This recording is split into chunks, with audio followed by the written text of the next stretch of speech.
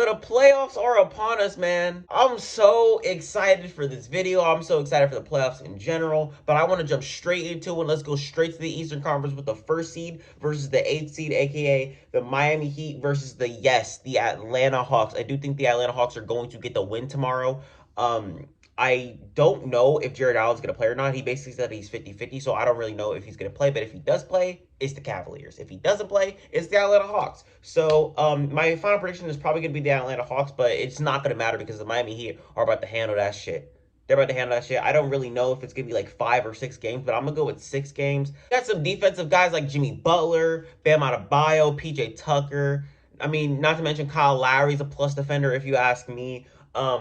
Speaking of all those guys that I just named, all those guys have playoff experience. They're the first seed in the Eastern Conference for a reason. I do believe that the Miami Heat will be getting the win over the Hawks. I think the Hawks are just, missing a couple pieces on their team, man. They're missing something. I don't know what it is. I did make a video prior saying that the Hawks will not make the playoffs, and in that video, I was saying that if the Hawks do make the playoffs, they do have a chance to probably, do damage. I don't really know if they're going to or not, but I do think that the Miami Heat are going to be beating the Hawks in 6. I think the Miami Heat win games 1 and 2 because I don't see them losing in the FTX Arena. They probably lose game 3. I think they go out and win game 4. They lose game 5, and then they win in game 6. That's what I feel like is going to happen. I think Trae Young's going to have an amazing series, man. I think that he's going to average at least 25 and 10, if you ask me. And they're going to end up losing, and that's going to force the Hawks front office to actually make moves to center Trae Young around fucking defense, bro. I've been asking for this shit since 2019. Yes, we do have DeAndre Hunter, but Kevin Huerter, Bogey, and fucking Danilo Gallinari. God damn, I don't know why it took me forever to think of his name. But these guys are not about to be giving you defense 82 games in a season. I'm not really looking for the playoffs because we've already seen what you guys can do in the playoffs. Y'all made it to the Eastern Conference Finals. But it's really what you guys can do in 82 games and not put yourself in this damn position to where you're facing the first seed in the first round of the playoffs. You don't want that. You don't want that at all. But I do think the Miami Heat are going to get the first round win here. I think this is a no-brainer for basically everybody who watches basketball besides your Hawks fans. But let's shift over to the 2nd and 7th seed. And y'all already know what my prediction is the Boston Celtics versus the Brooklyn Nets. And yes, I do think that the Boston Celtics are going to get the win. I do think they're going to win in 6. If you watched my last video, you would know that already. But here's why I think that the Boston Celtics are going to win. I'm going to keep it short and sweet because that's all I do on this damn channel with the Boston Celtics because I don't want to talk about them 24/7. Jaylen Brown, Jason Tatum, Al Horford, possibly Robert Williams, Marcus Smart. Not to mention we have Derek White on our bench, we have Grant Williams on our bench, and we have Payne Pritchard on our bench. These are going to be our 8 guys going into this playoffs. And I'm letting you know right now, all 8 of these guys are good defenders. I mean, you could kind of argue Payne Pritchard, maybe. But the thing is, I think that's more of a size thing than, an effort thing. Because the man, every single possession he's on defense, he is giving his 100%. If you guys saw last season through the playoffs, there was a couple times where Payne Pritchard was ended up guarding Kevin Durant, and I think he stopped him at least one time. It had to be at least one time where he stopped him, bro. I'm telling you, this man Payne Pritchard is about to go off. I need to let y'all know this because there was a stretch where he literally did not miss a shot. I'm letting you guys know this right now. This is his redshirt season, and all he's got to do is improve his game. All he's wanting to do is improve his game, and he's about to show you guys who he is in the playoffs. Get ready for that. I think the Celtics do win in 6. I think we win games 1, game 2. If we do lose a game, it's probably going to be games 3 and game 4. We go out, we win game 5, we go back to Brooklyn, and we win game 6. That's how I feel. That's just how I feel. And if that doesn't happen, shit, I can even see the Celtics winning in 5. I'm not even joking. I'm not even joking. Because we have the talent. We have the talent, we have the defense, we have the half-court offense, we have the transition offense. I'm just letting you guys know this. We have the transition defense and Derek White. We can really go out and win we can really go out and win game 1, game 2. We can probably lose game 3 and then win game 4. We could punch them in the mouth and win on the road because our mindset going into road games is just completely different to what it was last year. And then we go back to TD Garden and then we finish the damn job. I can see that happening.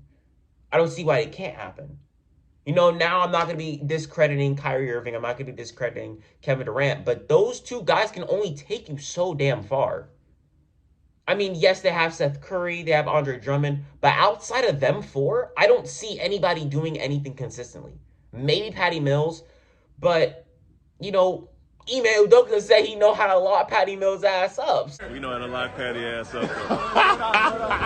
So, shit, let's call it a man's bluff.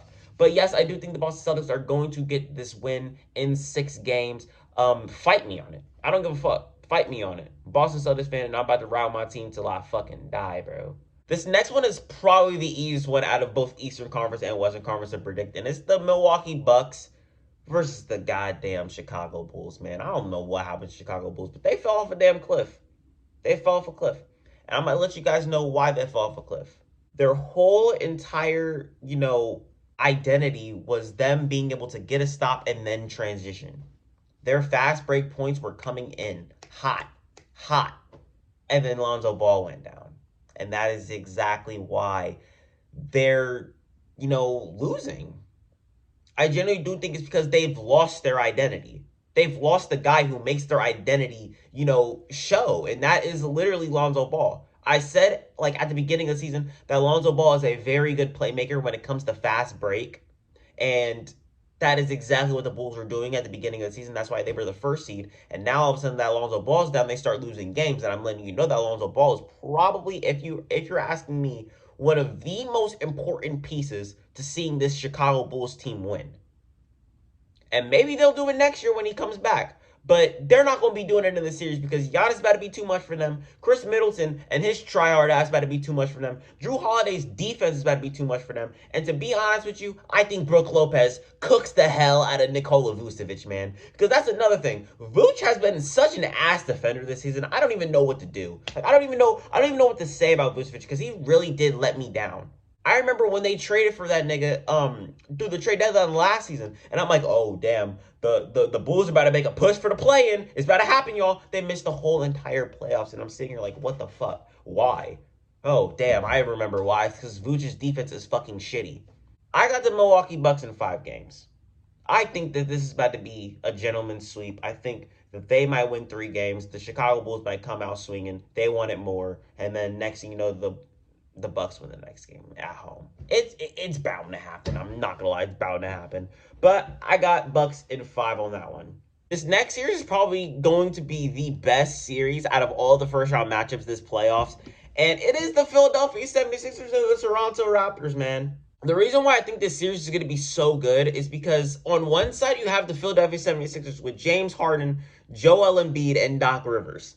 And, you know, these 3 names stand out to me the most on their team is because these 3 are known to be, you know, quote-unquote playoff chokers. I don't really know about Joel Embiid because Joel Embiid tries to show up in the playoffs as much as he can. I remember in 2020, he averaged like 30 without Ben Simmons, and they ended up getting swept by my Boston Celtics. I do remember that. He did show up in the Eastern Conference Finals last season where Doc Rivers ended up fucking up and losing to goddamn Trae Young and them boys in 7. And then you got James Harden, who is literally known to, like, not show up in the playoffs. I mean, if you want to go off some, 2018 Game 7, he shot horribly. 2019, they had a chance to beat the Warriors without KD, and they couldn't do it.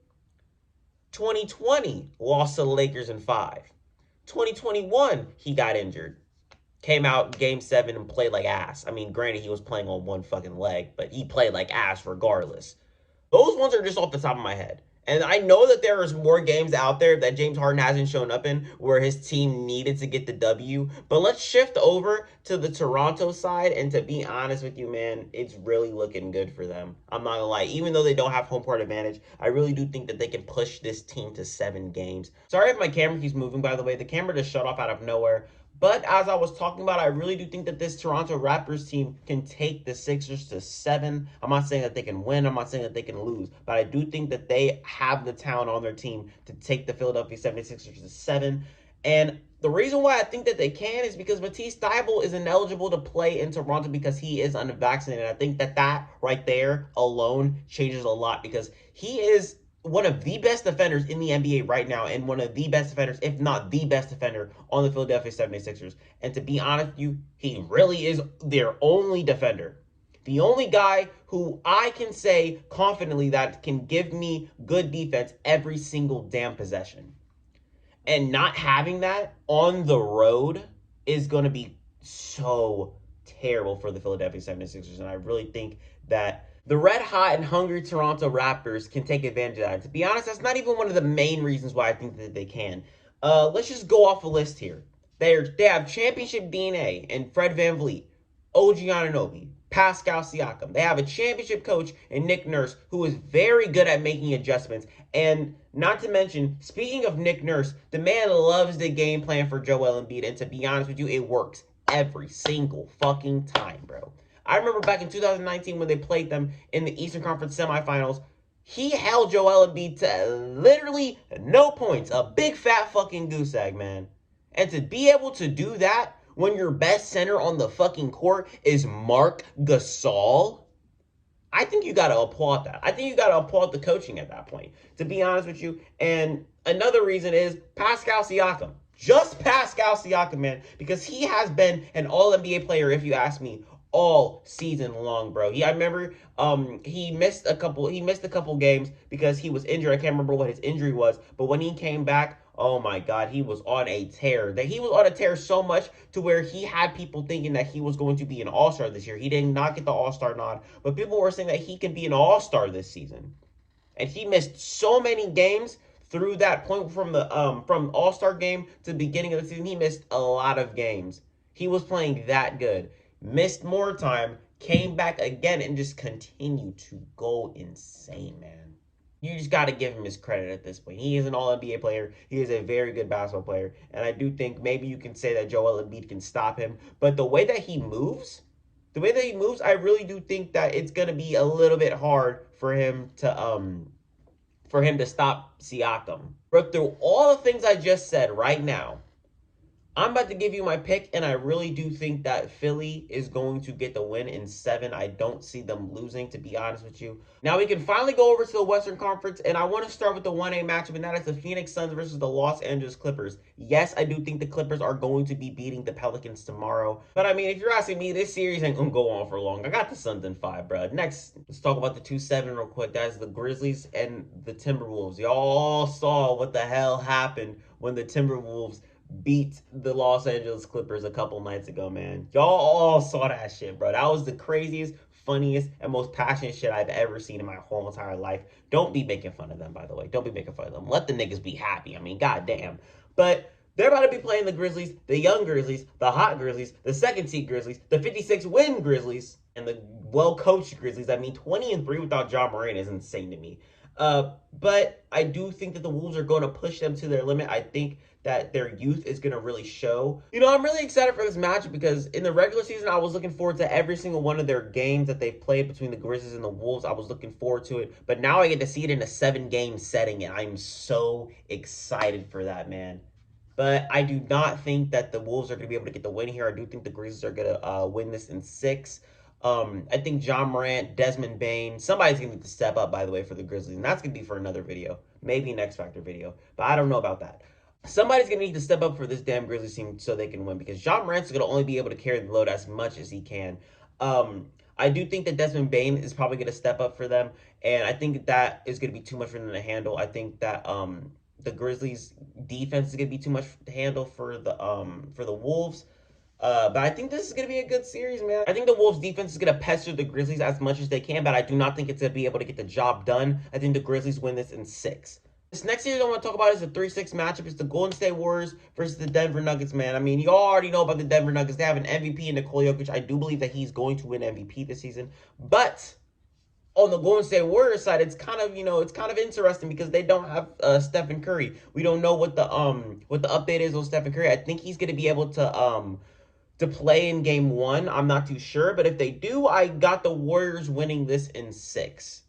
I think the Warriors are going to win this in 6. I think Jokic is going to be able to carry as much as he can. I don't think he's going to be able to carry in the playoffs. If he does, good for him. The last one I'll talk about is going to be a very pivotal one. It is the Dallas Mavericks versus the Utah Jazz, and I do think the Mavs are going to get the win in 7, only because Luka Doncic. He is injured. He injured his calf, and to be honest with you, I was really looking forward to seeing what Luka could do in the playoffs, man. And it doesn't look like he's going to be, healthy throughout the whole entire series. If he was healthy in the whole entire series, I think that this goes to fucking 5, if you ask me. I think it goes to 5 or 6. But the Dallas Mavericks are shorthanded. I do think the Jazz are going to be able to win all the games that Luka doesn't play. But I mean, once Luka comes back, it's no holds barred. I'm sorry. But that's all I got for y'all today. I'm ready to end this video. I'm ready to get out of here so I can make even more content for you guys. If you guys don't, subscribe, like the video. I'm about to get out of here. I'll see y'all later.